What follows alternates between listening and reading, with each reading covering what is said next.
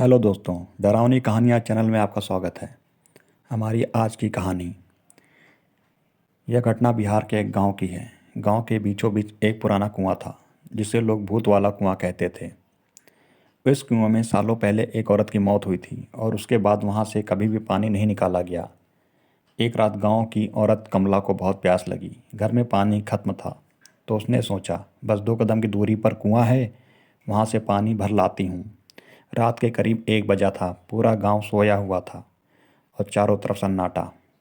कमला ने बाल्टी बांधी और रस्सी नीचे फेंकी। जैसे ही बाल्टी पानी में गिरी, नीचे से किसी औरत की आवाज़ आई, इतनी रात को पानी क्यों लेने आई है तू? कमला घबरा गई। उसने आसपास देखा, कोई नहीं था।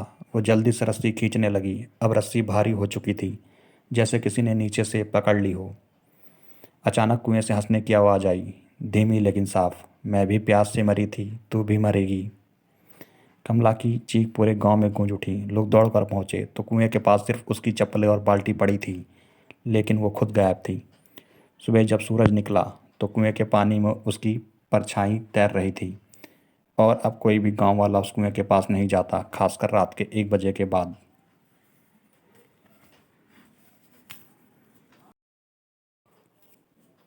दोस्तों, हमारी दूसरी कहानी, यह घटना उत्तर प्रदेश के एक छोटे से गांव की है।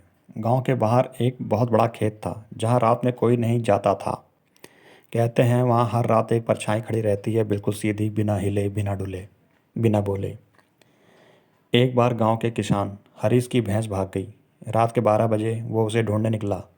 चांद निकला हुआ था पर खेतों में हल्का कोहरा था। वो खेतों के बीच पहुंचा तो देखा, दूर कोई औरत खड़ी थी, बिल्कुल स्थिर, सफ़ेद कपड़ों में। हरीश ने सोचा शायद कोई गांव की औरत होगी। वो बोला, कौन है वहाँ? कोई जवाब नहीं आया। वो पास गया और तब देखा, वो औरत ज़मीन पर नहीं खड़ी थी, बल्कि थोड़ी ऊपर हवा में तैर रही थी। हरीश के पैर कांप गए। औरत ने धीरे से सिर उठाया। उसकी आंखें लाल अंगारे जैसी चमक रही थी। उसने कहा, यह खेत अब मेरा है, तू क्यों आया?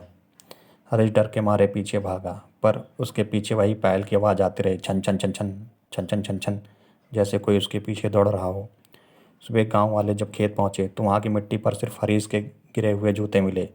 लोग कहते हैं हर रात 12 बजे वो औरत अब भी वहीं खड़ी रहती है और जो भी उसके खेत में जाता है वो कभी वापस नहीं आता।